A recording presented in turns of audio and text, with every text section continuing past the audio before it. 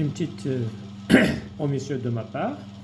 On a vu 4 principes. Cependant, il y a d'autres principes que j'ai omis de vous les communiquer, à savoir que d'autres principes sont consacrés dans le code de procédure civile et administrative, notamment à partir de l'article 3 et 12. On peut citer ces principes, c'est le principe d'égalité, c'est-à-dire que toutes les personnes, toutes les justiciables sont égaux devant la justice, devant la loi. Un autre principe, c'est aussi le principe de la neutralité du juge.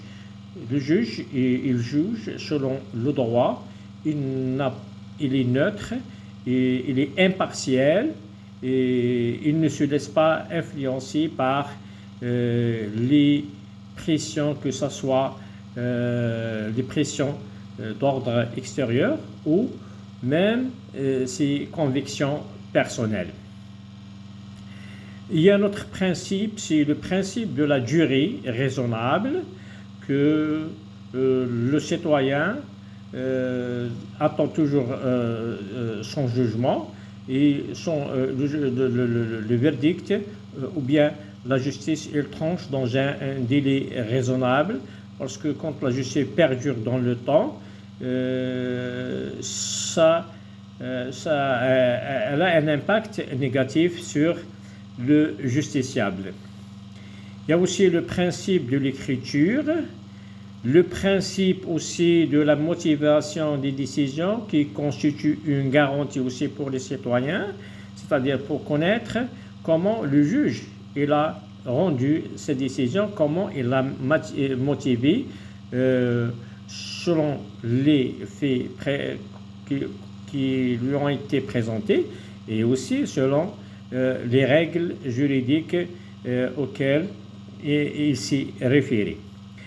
Le principe du procès équitable, c'est-à-dire que le citoyen ou bien le justiciable a un droit à un procès équitable. Qu'est-ce qu'on entend par équitable? C'est le respect du droit de la défense, le respect de toutes les règles juridiques qui sont contenues dans la Constitution, dans le Code de procédure civile, dans le Code de procédure, par exemple, pénale. Le droit de la défense est un droit essentiel dans toute justice digne de son nom.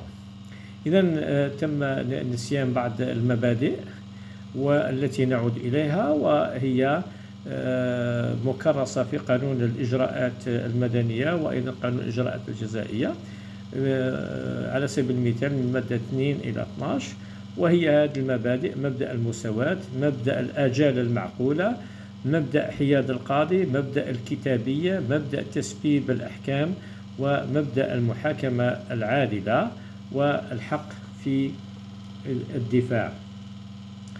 إذن أيضا تم التطرق، توجد بعض الفلتات اللسانية، وهو قلت أن هذه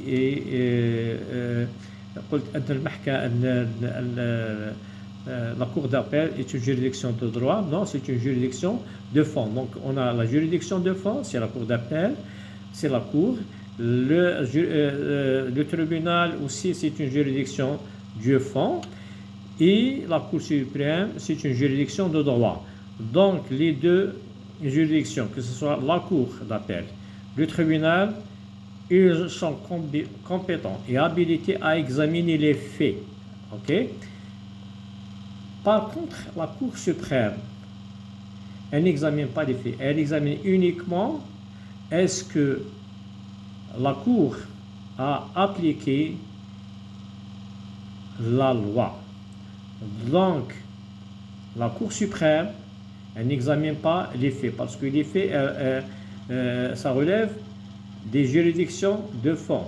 Qu'est-ce qu'on n'entend pas les juridictions de fond? C'est la Cour, retenez bien, et le tribunal. هذا هو قضاء الموضوع. قضاء الموضوع المجلس والمحكمة. ينظرون في الوقائع ويقدرون. Donc la cour, ils sont habilités à examiner les faits et apprécier, ils ont un pouvoir d'appréciation sur les faits. Contrairement à la Cour suprême, elle ne fait qu'appliquer la loi. Donc, elle va examiner est-ce que la Cour a bel bien appliqué la loi ou pas. Le tribunal des conflits, محكمة التنازع هذه مختصة فقط للنظر هل النزاع من اختصاص القضاء العادي أم القضاء الإداري. Je vous remercie.